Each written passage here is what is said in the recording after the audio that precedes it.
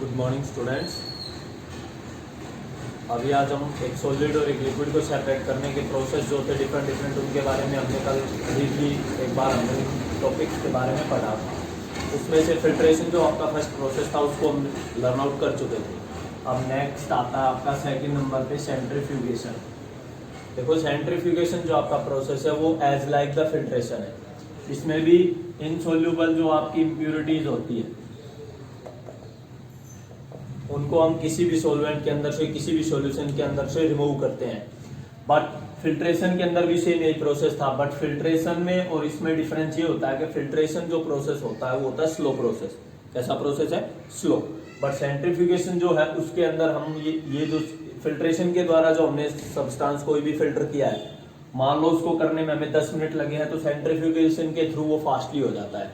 क्या हो जाता है? Fastly, at a rapid rate. Centrifugation का प्रोसेस जो है उसके लिए सेंट्रीफ्यूगेशन के लिए मशीन यूज होती है एक, जिसको हम सेंट्रीफ्यूगेशन मशीन बोलते हैं। उस मशीन के अंदर मेनली क्या होता है आपकी एक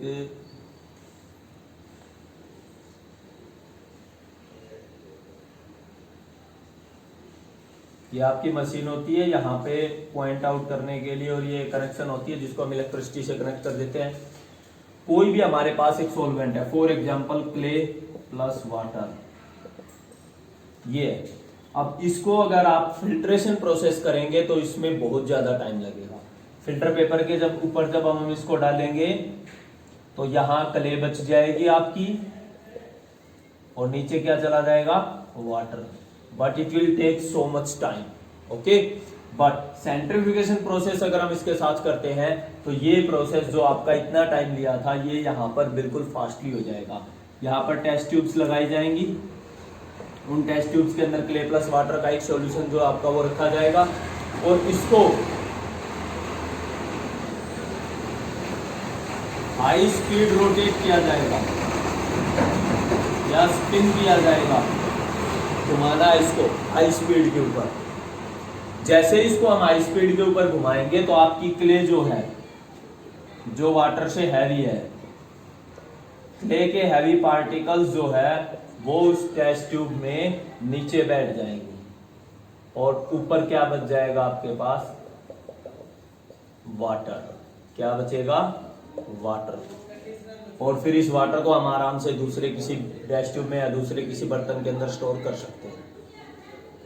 तो ये आपके प्रोसेस जो है ये सेंट्रीफ्यूगेशन का प्रोसेस होता है, जिसमें किसी भी इनसोल्यूबल इम्प्योरिटी को एक हाई स्पीड के ऊपर रोटेट कराया जाता है, जिसकी वजह से हैवी पार्टिकल्स जो है वो नीचे बैठ जाते हैं और लाइटर पार्टिकल्स जो है वो ऊपर आ जाते हैं। ये प्रोसेस हमारे डेली लाइफ में भी यूज होता है। कहाँ होता है पता है? वॉशिंग मशीन में हम कपड़े धोते हैं। क्या करते हैं? वॉशिंग मशीन में कपड़े धोते हैं।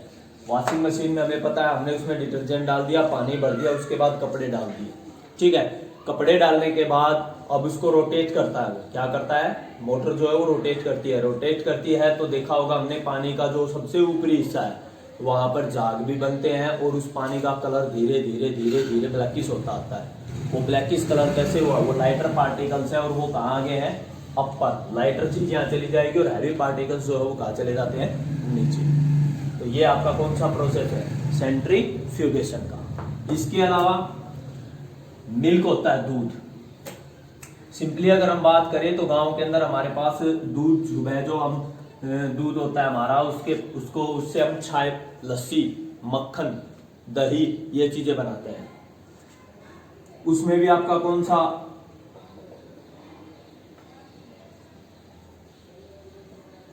मिल्क से क्रीम निकालनी है, मिल्क से मक्खन निकालना है, तो आपका कौन सा प्रोसेस होता है? सेंट्रीफ्यूगेशन।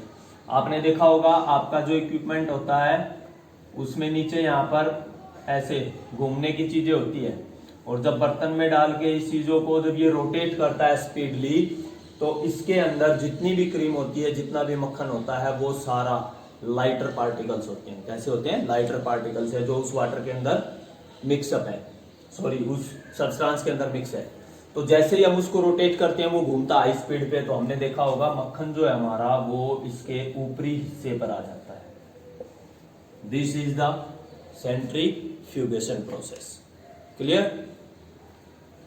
तो ये आपका सेंट्रीफ्यूगेशन था। नेक्स्ट आपका आता है इवेपोरेशन। क्या आता है? इवेपोरेशन।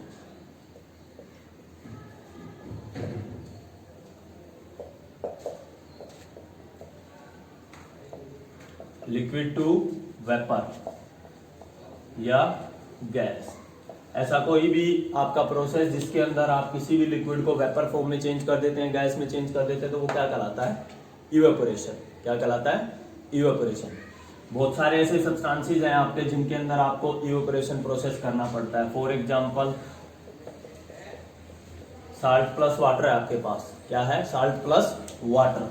अब आपको पता है सोल्यूबल है वाटर के अंदर ये साल्ट, ये कंप्लीटली इसके अंदर मिक्स हो जाएगा।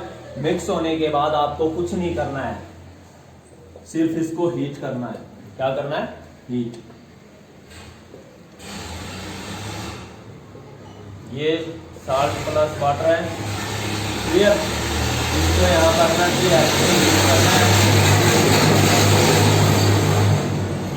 इसको बर्नर की हेल्प से हीट करेंगे।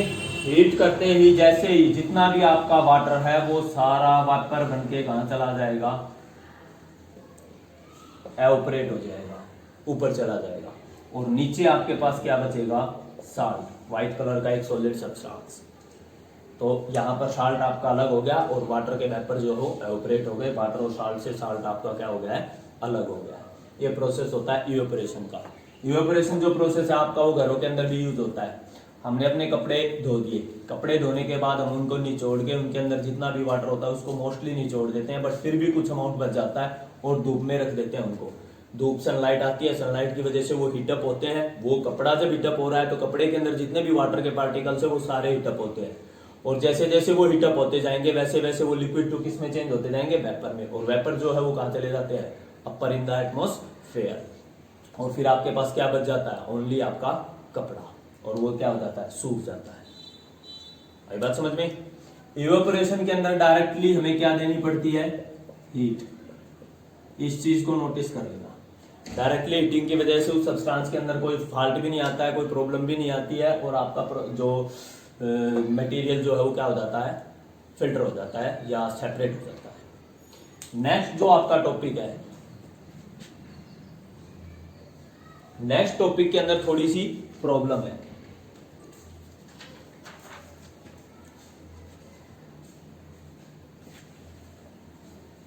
नेक्स्ट टॉपिक है तो इवेपोरेशन से रिलेटेड ही, बट उसके अंदर आपके पास टेम्परेचर मेंशन करता है।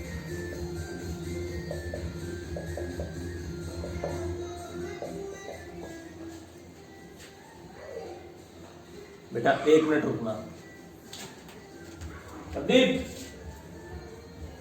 बंद कर दे 2 मिनट। सॉरी बेटा, क्रिस्टलाइजेशन प्रोसेस। क्रिस्टलाइजेशन प्रोसेस आपका है तो वही कि कोई भी आपके पास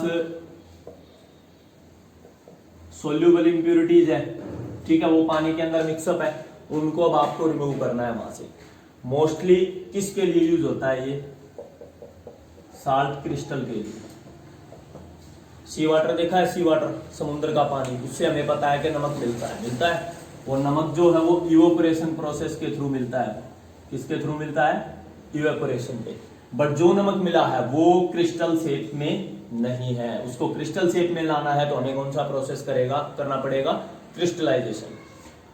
कॉपर सल्फेट जो होता है ब्लू कलर का हमारे पास, ये हमने लैब के अंदर भी एक्सपेरिमेंट किया हुआ है पिछले साल। आज अब की बार जब जैसे ही क्लासेस स्टार्ट होंगे, आपका स्कूल स्टार्ट होगा, तब हम आपका क्रिस्टलाइजेशन प्रोसेस जो है वो क्या करेंगे? लैब में भी करेंगे। क्या होता है क्रिस्टलाइजेशन में? देखो, हमने एक बिकर लिया, उसमें 10 ml 50 ml पानी डाल दिया, उसके अंदर हमने क्या करना है? कॉपर सल्फेट ऐड करो, मिक्स कर दो। जब तक मिक्स करना है तब तक इसके अंदर मिक्स होना बंद ना हो जाए। आई बात समझ में? क्लियर?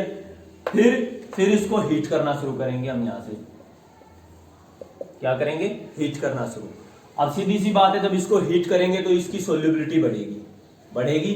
इसको हीट करो और इसके अंदर और कॉपर सल्फेट डालते जाओ, मिक्स करते जाओ, डालते जाओ, मिक्स करते जाओ। आपने इसके अंदर थोड़ा सा ज्यादा डाल के और कंप्लीटली मिक्स कर दिया है। अब इस हीटिंग को यहां से क्या कर दो? बंद कर दो। हीटिंग को बंद कर दिया।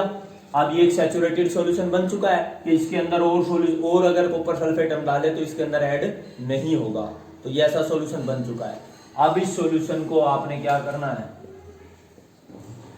फिल्टर पेपर की हेल्प से इसको आप छान सकते हो, फिल्टर कर सकते हो। फिल्टर करने के बाद आपके पास जो मटेरियल आया है उसको आप यहां पर रखेंगे।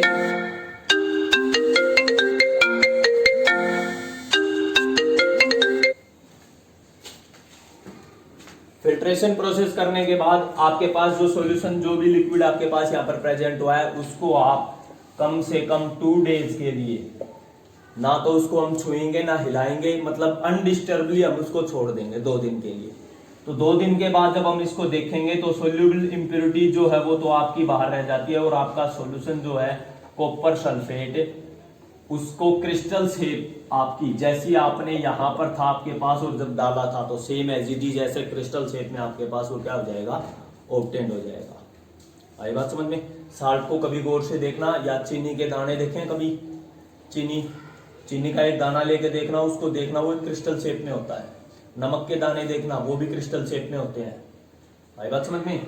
और कॉपर सल्फेट जो है वो भी क्रिस्टल शेप में होते हैं। वो सारे किस प्रोसेस के थ्रू प्रिपेयर हो रहे हैं, क्रिस्टलाइजेशन प्रोसेस के थ्रू। आई बात समझ में। तो ये आज का आपका इतना ही टॉपिक था। 3 प्रोसेस हम कर चुके हैं, तीनों एक दूसरे से रिलेटेड है, तो इनको अच्छे से लर्न आउट कर लेना। नेक्स्ट कल हम क्रोमेटोग्राफी और डिस्टिलेशन करेंगे, क्रोमेटोग्राफी और distillation. Thank you, have a nice day.